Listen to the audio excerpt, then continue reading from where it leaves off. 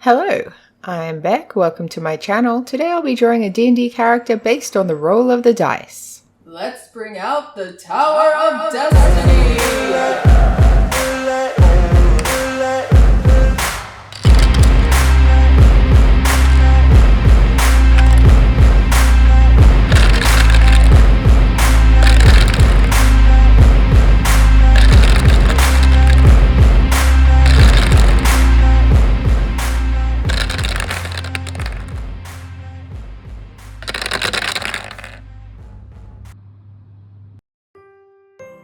So from the inspiration board you can see here, I decided to go for a kind of a steampunky Christmas vibe.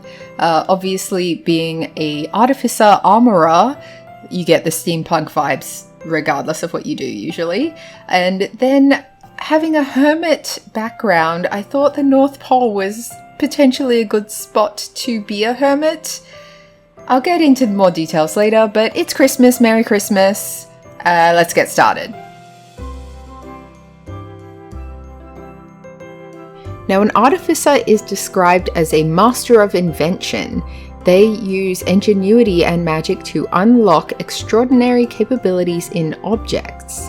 So unlike most spellcasting classes in D&D, this is a class where you're sort of infusing magic into inventions, building little robots or potions, or in this case, armor.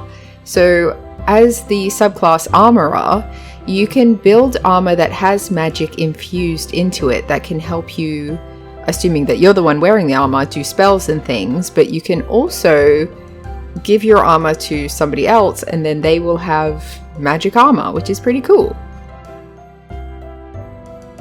I assigned the ability score rolls based on the artificer's requirements. So the primary ability is intelligence and the saves are constitution and intelligence, which means I put the highest roll in intelligence and the second highest roll in constitution, and then I kind of just randomly assigned the other ones. I figured wisdom would be the lowest for this guy because he's a hermit and has not been around enough people to really develop a good sense of wisdom. He hasn't really lived his life that much. I mean, arguably, you can live a rich, full life without going out and exploring the world and meeting a million people, but the life skills that you get from wisdom will be a little bit more limited with less experience. The concept here was that he's one of those recluse characters who lives in the woods, obviously a very snowy woods, or just like somewhere in a cave in the tundra, but he's very specialized in making magic armor. So whenever a creature or a adventurer or whatever needs a specific kind of armor, they have to go to this guy who lives at the North Pole. I decided to include a polar bear getting fitted for some armor because I got inspired by, on that inspiration page, there was a little armored bear and I thought he was so cute, so I did my own little armored bear as well. What should we call this guy? I think maybe Felix? I think Felix is a good name. I don't feel like I'm great at naming these characters. If you could like send me name ideas in the comments or whatever, I would like to include names from you as like future characters. I think that would be fun. Otherwise I will just continue to name that. I'm pretty sure I already have a character named Felix, but whatever. I will give lots of them the same name, and some of them will have the stupidest names in the world, but it is what it is. Anyway, so Felix is not just any kind of bird folk. He's a specific one in D&D called an Owlin. I'll put some of the stats about Owlin on the screen here, but basically it's an owl type bird folk instead of generic bird, which is what an Aarakocra kind of is. You get certain stats, like they're quiet hunters or something like that. I thought owl just really fit with the Christmas theme. I don't know why. I guess it's sort of snowy, wintry. The coloring is good, and their heads kind of look like a snowball. It's just a little bit magic. You get it.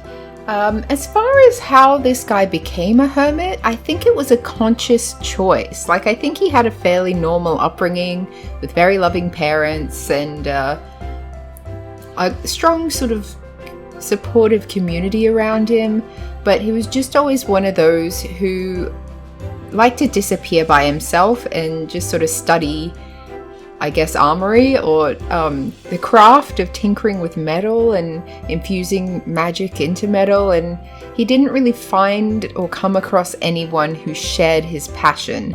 So he really just went into himself and worked and worked and worked on this gift of his, and eventually, like, people would interrupt him while he was trying to make this stuff, and he would find it really annoying, so he moved away from everyone so they would stop bothering him and he could just focus on his craft and focus on what he wants to do. So he occasionally gets visitors. I'm sure his family will drop by to make sure he's okay, but most of the time the only outside information he gets about the world is from customers who have come to ask him for something. Usually he'll find out that there's some big war on because the bravest warriors come asking for very specific special armor that costs a lot of whatever.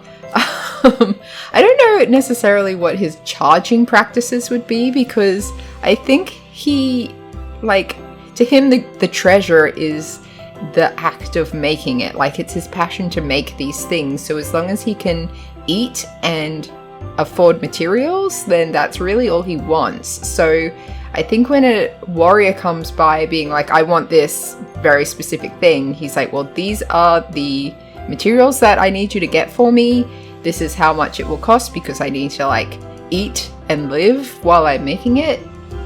But that's all. Like, I don't need you to get me some strange treasure that's crazy and not at all related to the thing that I'm making. You might need to go and get some crazy treasure if it needs to be infused into the armor in order for the armor's magic to work, but that's a separate issue. That could even be the reason why Felix decides to join an adventuring party, is if he wants to make armor for himself or for someone he loves, that requires, like, some magical gem that's only found in the mystical ruins of blah blah blah blah. He wouldn't be able to go by himself. He's not world wise enough for that. He does, and also he just doesn't like being around huge crowds and huge, like, lots of people. So I think that if someone came to his cave asking for some sort of armor something, and they mentioned there was a war happening where his family lives, I think Felix would then ask if that adventurer would join up with him and help him create armor that would protect his family and protect the people in his village, and potentially they would need to go on lots of adventures to get the necessary metals and gems and infused magic and all these sort of items. It's, you know, it's a good reason to go on an adventure, and joining up with someone who can fight would be great. Joining up with someone who can just do magic normally would be great.